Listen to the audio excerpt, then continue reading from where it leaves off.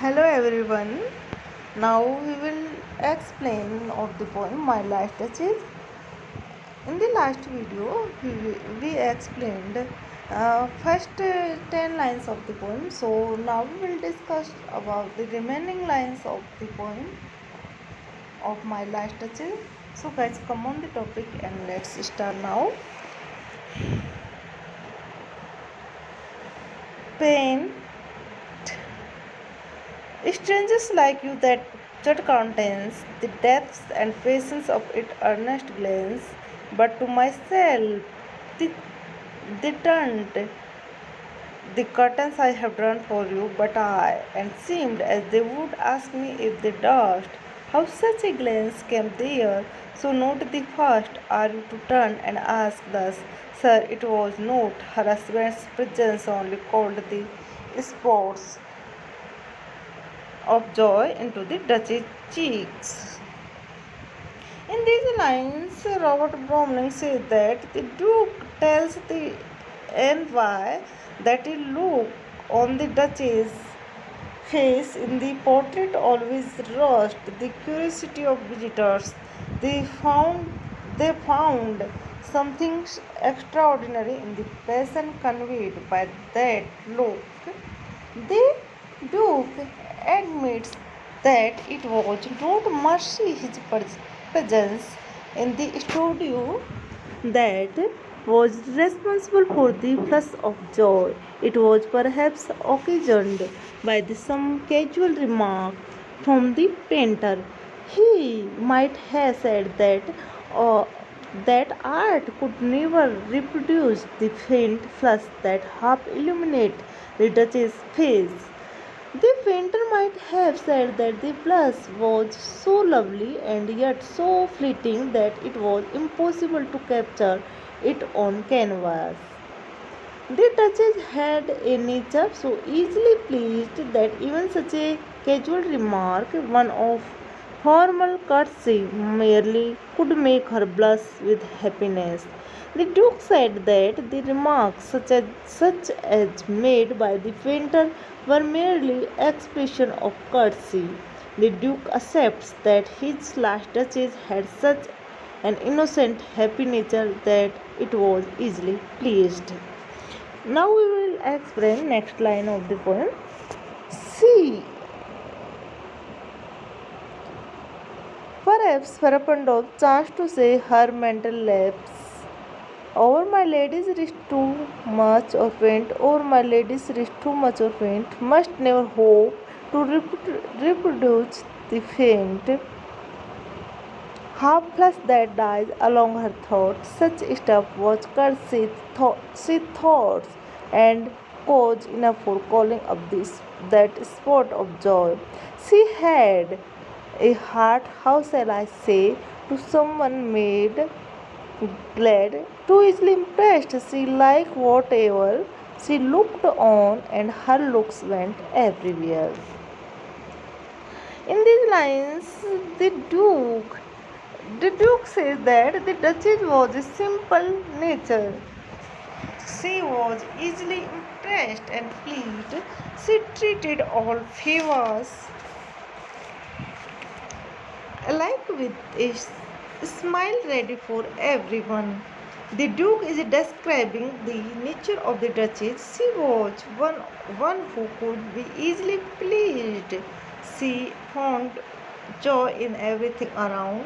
Sorry, she found joy in everything around. Her smiling face was turned on all things. It never made any distinction between things or persons. Everything pleased her. The Duke, who couldn't appreciate such unselfish joy, here speaks of it with implied contempt. But Browning finds in the Duchess a nature after his own heart, one which fully appreciates all the pleasures that life had to offer. Now we come next. Sir,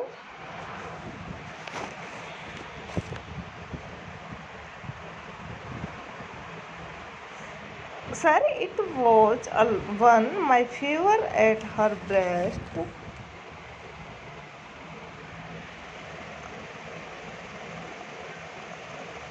The dropping of the daylight, the dropping of the daylight in the west, the bow of cherry some officious fool broke in the orchard for her, the wild mule she rode with round the terrace all, and each would drop from her alike the approving speech, or blush at least she thanked man, God, but thanked somehow I know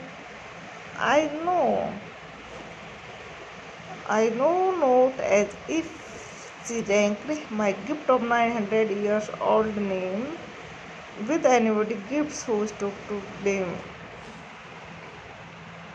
In these lines, the poet, the Duke speaks an Italian. The Duke of Ferrara reveals how he hated he got his previous wife murdered. Here, the Duke is talking to the envoy of the count whose daughters he is going to marry.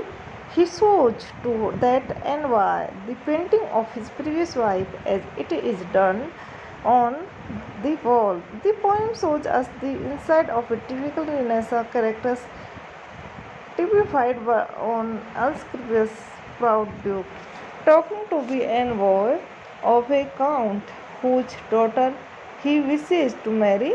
The duke shows him the portrait of his previous wife who is dead. He remarks on her nature instead of understanding her amiable nature. He says that she was a silly, childish woman who was readily impressed and pleaded.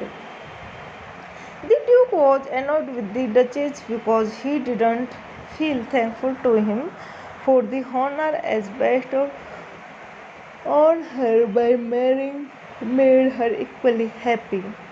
She thanked both with equal warmth. The Duke failed to understand how she could equal his gifts with everybody gifts. The Duchess was grateful for the least kindness done to her, and when she thanked the people, the Duke, though he didn't get angry at that, didn't however feel happy. Being absolutely unaffected by such feelings of gratitude towards others, the Duke un- the Duke naturally couldn't understand appreciate her attitude.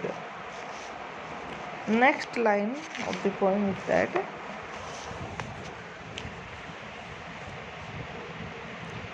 in speech to make you will,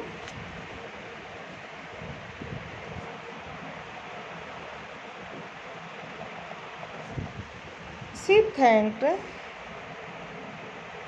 she thanked man good she thanked man good but thanked somehow I know not how as if she ranked my gift of 900 years old name with anybody's gift who stood to blame. This sort of even had you skill in speech to make your quite clear to such anyone and say just this or that in you discussed here you miss.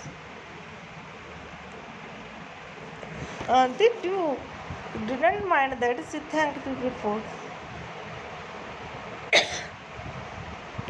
The Duke takes objection to the Duchess' way of treating him at par with other people, big and small, so she disgraced his royal name and lineage.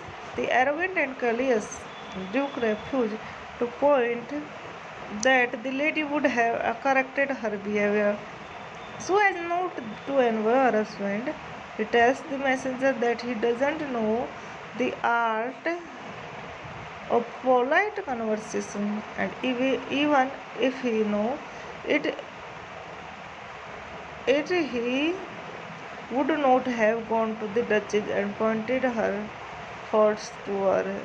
It would have a woman going down to wife. Next stanza of poem is that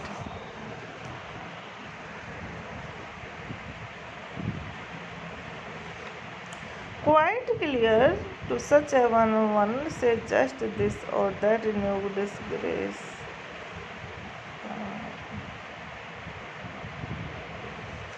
In these lines,